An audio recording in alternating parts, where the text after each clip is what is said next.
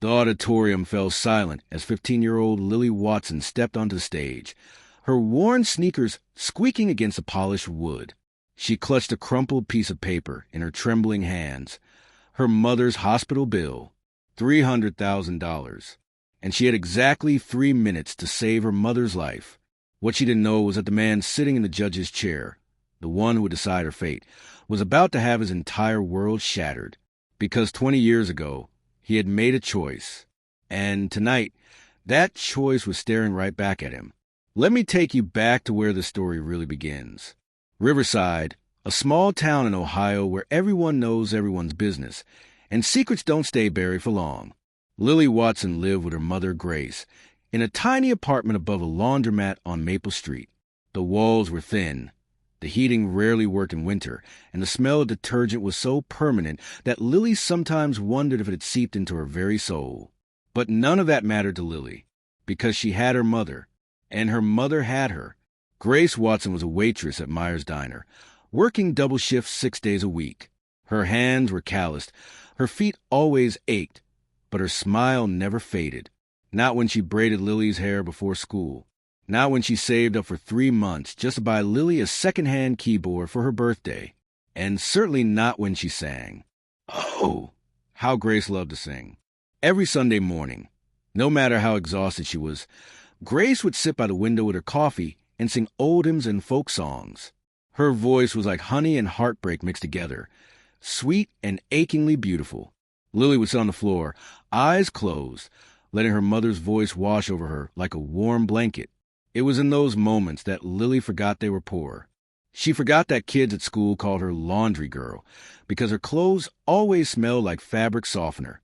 She forgot that she'd never met her father, that her mother refused to talk about him, that there was this gaping hole in her life that she couldn't quite name. All that mattered was the music, and so Lily learned to sing too. She had her mother's gift, that rare combination of technical skill and raw emotion that made people stop and listen. By the time she was 12, she could harmonize with Grace perfectly.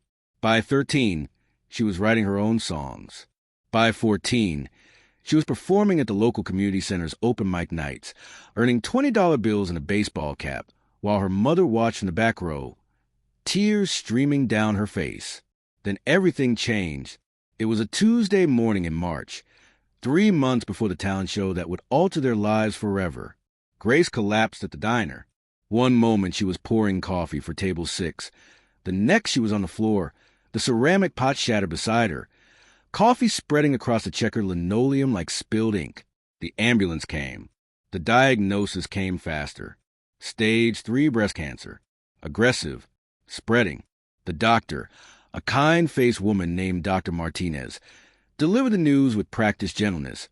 But Lily saw the truth in her eyes. Without treatment, Grace had maybe 6 months. With treatment, she might have years. Might. The problem was the treatment. The chemotherapy, the radiation, the surgery Grace needed. It all came with a price tag that made Lily's stomach turn. $300,000. They had $62 in their bank account. Grace had no insurance. The diner didn't offer benefits. And suddenly, that tiny apartment above the laundromat felt even smaller, the walls closing like a trap they couldn't escape. Grace tried to stay strong. She kept working as long as she could, even as a fatigue set in, even as her body began to betray her. She told Lily everything would be okay, that God had a plan, that they'd figure something out. But Lily was 15, not 5. She saw the bills piling up on the kitchen counter. She heard her mother crying in the bathroom at 2 a.m.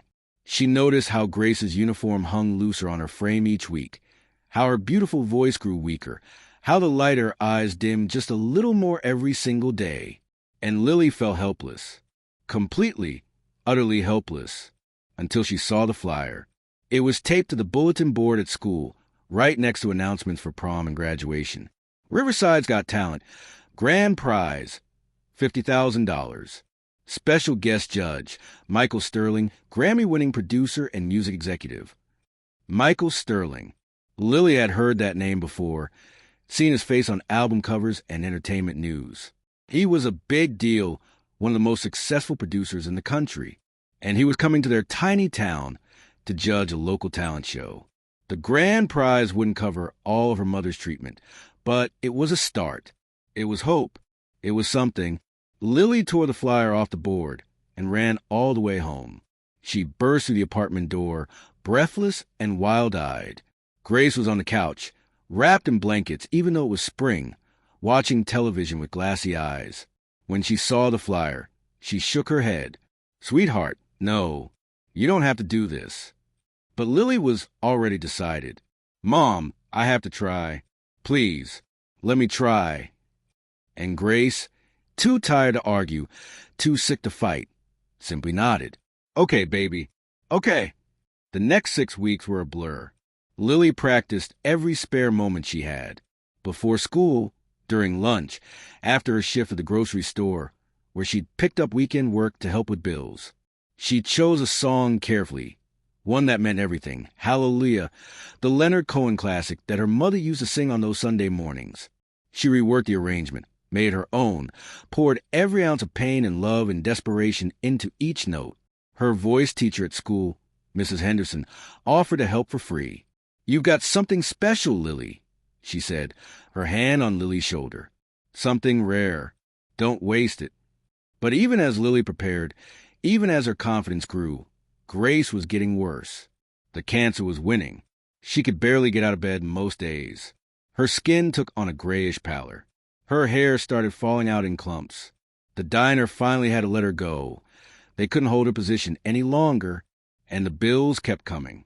Hospital bills, medication bills, bills for appointments and tests and scans that all said the same thing.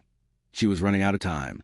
The night before the talent show, Lily sat on the edge of her mother's bed. Grace looked so small, so fragile, nothing like the strong woman who had raised her alone, who had worked herself to the bone to give Lily a life. "I'm going to win tomorrow," Lily said, trying to sound confident. "I'm going to win, and we're going to get you the treatment you need, and everything's going to be okay." Grace reached out with a trembling hand and touched Lily's cheek. "You already won, sweetheart. The moment you were born, I won. No matter what happens tomorrow, no matter what happens to me, you remember that. You are my greatest joy, my greatest accomplishment. And I am so, so proud of you." Lily couldn't hold back the tears anymore. She collapsed into her mother's arms, sobbing, and Grace held her as tightly as her weakened body would allow. "I love you, Mom," Lily whispered. "I love you so much. I love you too, baby. More than all the stars in the sky." The next evening arrived too quickly. The Riverside High School auditorium was packed. It seemed like the entire town had turned out for the show. Lily stood backstage, watching through a gap in the curtains as people filed in, chattering excitedly. There were 12 contestants total, all hoping for that $50,000 prize. Some wanted it for college. Some wanted it for equipment or travel. But none of them needed it like Lily did. None of them were singing for someone's life. Then he walked in. Michael Sterling.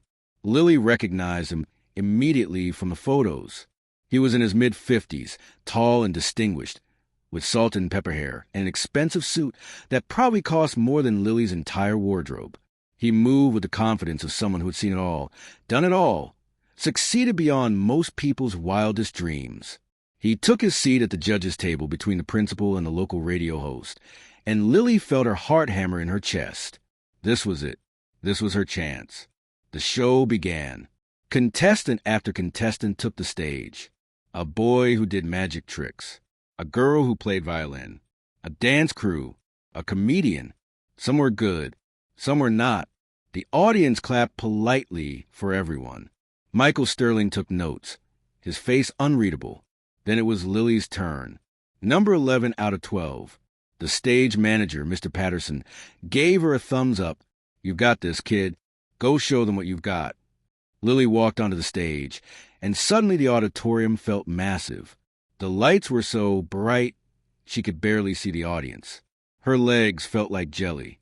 Her hands were shaking so badly, she had to clasp them together. The principal introduced her. "Our next contestant is Lily Watson, a sophomore here at Riverside High. She'll be singing Hallelujah." "Take it away, Lily."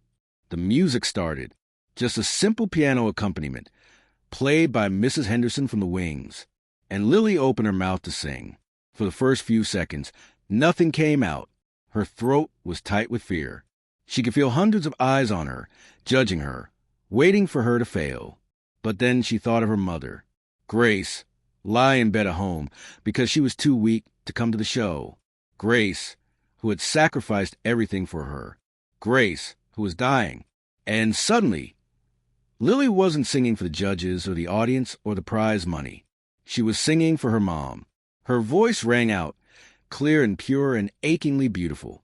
I've heard there was a secret chord that David played, and it pleased the Lord. Every word was infused with meaning, with emotion, with the weight of everything she'd been carrying for the past 3 months. She sang about faith and doubt, about love and loss, about holding on when everything tells you to let go. The audience was completely silent. Even the people who had been whispering or checking their phones stopped and listened, because what Lily was doing up there wasn't just singing. It was something more, something transcendent. Michael Sterling sat frozen in his chair. His pen had fallen from his hand, rolling across the table unnoticed. His face had gone pale, because as he watched this young girl sing, as he heard that voice, Grace's voice, unmistakably Grace's voice, he felt like he'd been punched in the gut. It couldn't be. It wasn't possible. But the resemblance was undeniable. The way she held her head, the shape of her eyes, the curve of her smile when she hit a particularly beautiful note. He had spent 20 years trying to forget Grace Watson, 20 years trying to bury the guilt and regret and heartbreak of the choice he'd made. And now, staring at him from the stage, was living proof of everything he'd lost. 20 years ago, Michael Sterling wasn't Michael Sterling. He was Mike Stone, a struggling musician playing dive bars in Cleveland, barely making rent on a studio apartment he shared with 2 other guys. That's where he met Grace. She was waitressing at one of the clubs where he performed, and the moment she smiled at him, he was done for. They fell in love fast and hard, the way young people do when they have nothing to lose. Grace sang backup vocals for his band. They wrote songs together. They dreamed together. And when Grace got pregnant, Mike promised her the world. He promised they'd figure it out, that they'd build a life together, that nothing would tear them apart. But then the record deal came, a big one, the kind of opportunity that musicians dream about their entire lives.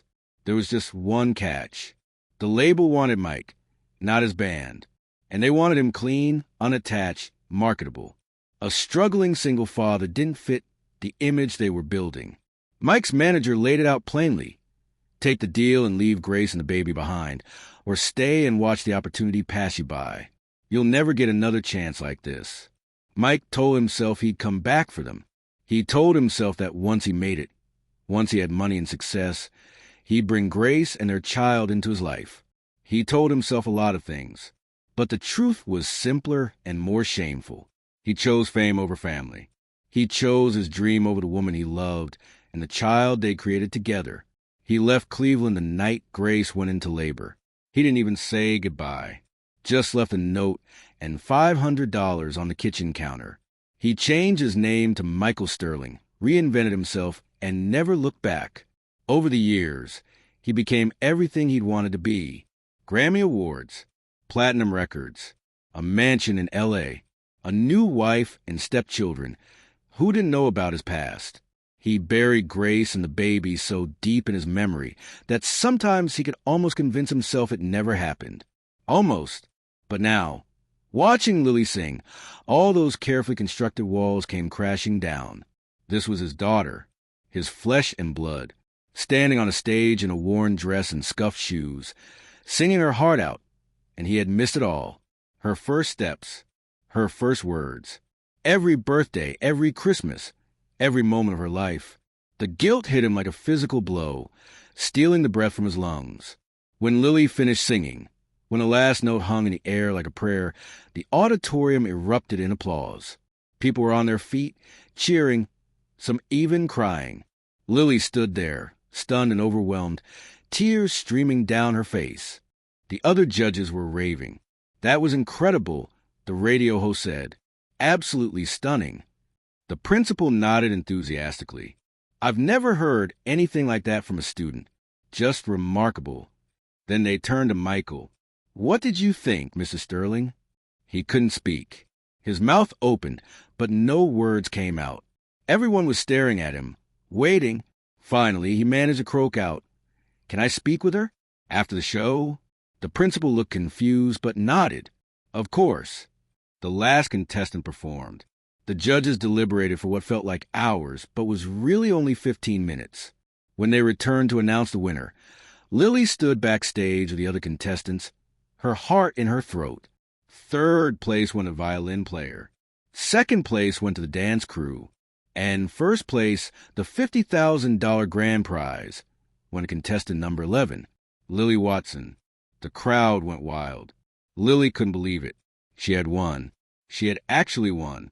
She ran back on stage, accepted the oversized check with trembling hands, and through her tears managed to say, "This is for my mom. All of this is for my mom." After the show, after the crowds had dispersed and the other contestants had gone home, Mr. Patterson approached Lily in the hallway. "Hey, Lily, Mr. Sterling asked to speak with you. He's waiting in the music room." Lily's heart skipped. The famous Michael Sterling wanted to talk to her? Maybe he wanted to offer her a recording contract. Maybe this was the break that would change everything. She followed Mr. Patterson to the music room, clutching her prize check like a lifeline. When she walked in, Michael was standing by the window, his back to her. He turned when he heard the door close, and Lily saw that his eyes were red, like he'd been crying. "Lily Watson," he said softly. "That's your name?" She nodded, confused. "Yes, sir. And your mother's name is Grace?"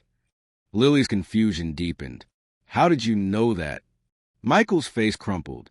He sat down heavily in one of the student chairs, looking suddenly much older than his 55 years. "Because I knew your mother. A long time ago. Before you were born." The room seemed to tilt.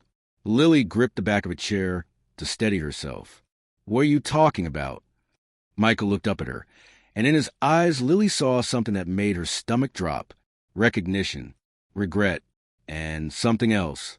Something that looked like love. "Lily, I don't know how to say this.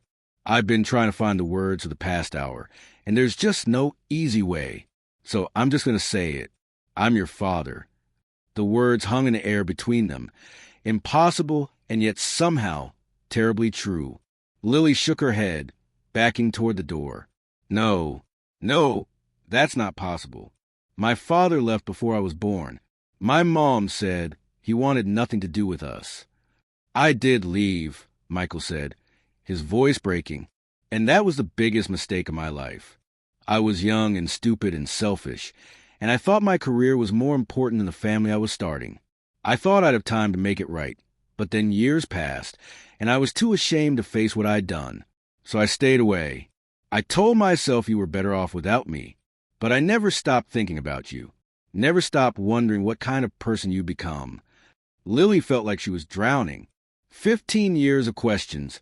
15 years of wondering about the man who had abandoned her and her mother, and here he was, successful, famous, rich, while she and Grace had struggled and suffered and barely survived. The anger rose up in her like a tidal wave.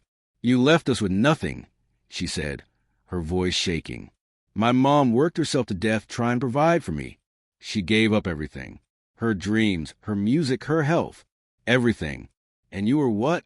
Winning Grammys? Living in a mansion? How dare you? How dare you show up now and tell me you're my father? You're nothing to me. Nothing." Michael flinched as if she'd slapped him. "You're right," he said. "You're absolutely right. I have no excuse for what I did. No justification. I was a coward. But, Lily, please, let me try to make things right. Let me help you. Let me help Grace." At the mention of her mother's name, Lily's anger crystallized into something sharp and painful. "You want to help? It's too late. My mom is dying. She has cancer, and we can't afford the treatment. And that's why I'm here tonight with this stupid check that isn't nearly enough. Where were you 6 months ago? Where were you when she was working double shifts while she could barely stand? Where were you when she was crying herself to sleep because she thought she was going to leave me all alone? You don't get to swoop in now and play the hero. But Michael was already reaching for his phone. What kind of cancer? What stage? What hospital? Lily stared at him, her anger warring with a desperate, fragile hope. Breast cancer. Stage 3. She's been going to Riverside General, but we can't afford the treatment they're recommending. Michael was already dialing. I'm calling my personal physician in Los Angeles. He specializes in oncology. I'm going to have Grace transferred to Cedars-Sinai immediately. They have one of the best cancer treatment programs in the country. I'll cover everything. All of it. The treatment, the medication, the hospital stays. Everything. And I'll make sure she has the best doctors, the best care. Money is not an issue. Whatever she needs, she'll have it. Lily felt her knees buckle. She sank into a chair, the check falling from her hands. Why would you do that? After all this time, why would you help us? Michael's eyes were full of tears. Because I owe you both more than I could ever repay. Because I've spent 20 years living with the regret of leaving you. And because maybe, just maybe, if I can save Grace's life, I can start to forgive myself for destroying it in the first place. I don't expect you to forgive me, Lily. I don't expect you to ever call me Dad or want me in your life. But please, let me do this. Let me give you back your mother. Lily sat there, emotions crashing over her in waves. Anger, grief, disbelief, and underneath it all, a tiny spark of hope. She might not want your help, she said quietly. She might not want to see you. I know, Michael said, and I respect whatever she decides. But I have to try. I have to at least try. Lily looked at him, really looked at him, and saw not a famous producer or a Grammy winner, but a broken man trying desperately to fix something he'd shattered long ago. She thought about her mother, fading away in that tiny apartment. She thought about the chance, however slim, to save her, and she made a choice. Okay, she whispered. Okay, help her. Michael's relief was palpable. He made the calls right there, speaking rapidly to doctors and administrators, using his wealth and influence to cut through red tape that would have taken Lily months to navigate. Within an hour, arrangements had been made. An ambulance would pick up Grace the next morning. A private plane would fly them both to Los Angeles. The best oncologists on the West Coast would be waiting. By the time Lily left the school that night, her entire world had shifted on its axis. She walked home slowly, trying to process everything that had happened. She'd won the talent show. She'd met her father. And maybe, just maybe, her mother was going to live. When she opened the apartment door, Grace was awake, sitting up in bed with a glass of water. How did it go? She asked weakly. Lily crossed the room and sat beside her, taking her mother's frail hand in her own. Mom, I have so much to tell you. But first, I need you to know something. I won. I won the contest. Grace's face lit up with joy. Oh, sweetheart, I knew you would. I'm so proud of you. But that's not all, Lily continued, her voice trembling. Mom, the judge, Michael Sterling. He's my father. The color drained from Grace's face. The glass of water slipped from her hand, soaking the bed sheets. For a long moment, she said nothing, just stared at Lily with wide, disbelieving eyes. What did you say? He recognized me. Recognized you and me, I guess. Mom, he wants to help. He's arranged for you to go to Los Angeles to get treatment from the best doctors in the country. He's going to pay for everything. Grace shook her head, tears streaming down her face. No, I can't accept his help. After what he did, after he left us, I can't. Mom, please, Lily begged. I know you're angry. I'm angry too, but this is your life. This is your chance. Please don't let pride cost you everything. Don't let it cost me my mother. Grace looked at her daughter, at this beautiful, talented, fierce young woman she'd raised alone, and she saw the desperation in her eyes. She thought about the years she'd spent hating Michael, resenting him for the choice he'd made. But she also thought about how she'd made her peace with it, how she decided long ago that she wouldn't let bitterness poison her life or Lily's.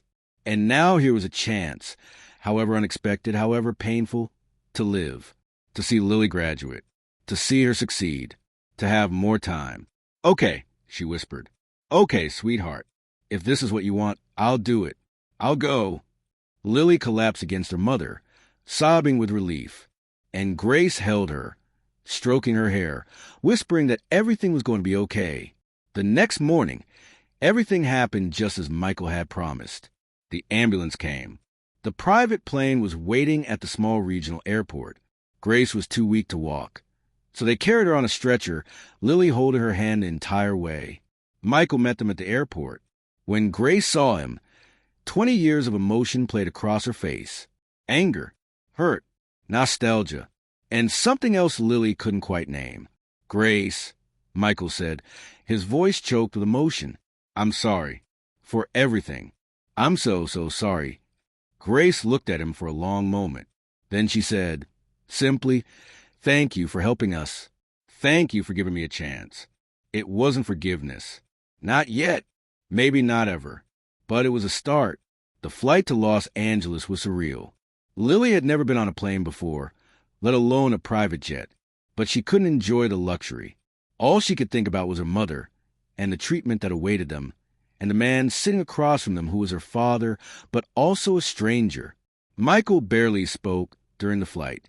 He just watched them, his eyes full of regret and something that looked like love. When they landed, a car was waiting to take them straight to Cedars-Sinai. The oncologist, Dr. Richard Chun, was everything Michael had promised. Kind, brilliant, and cautiously optimistic. He examined Grace thoroughly, reviewed her medical history, and laid out a treatment plan. It would be aggressive. Chemotherapy, radiation, surgery. It wouldn't be easy, and there were no guarantees. But there was hope. Real, tangible hope. The next 6 months were the hardest of Lily's life.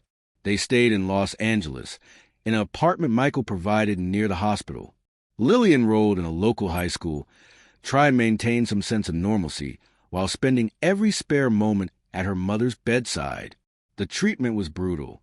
Grace lost all her hair. She lost weight. There were days when the nausea was so bad she couldn't keep anything down, days when the pain was so intense she could barely speak. But slowly, miraculously, the cancer began to respond. The tumors shrank. The scans improved. Dr. Chen's cautious optimism grew into genuine hope. And through it all, Michael was there. Not intrusively, not demanding a place in their lives, but present. He paid the bills without complaint. He visited when Grace felt strong enough.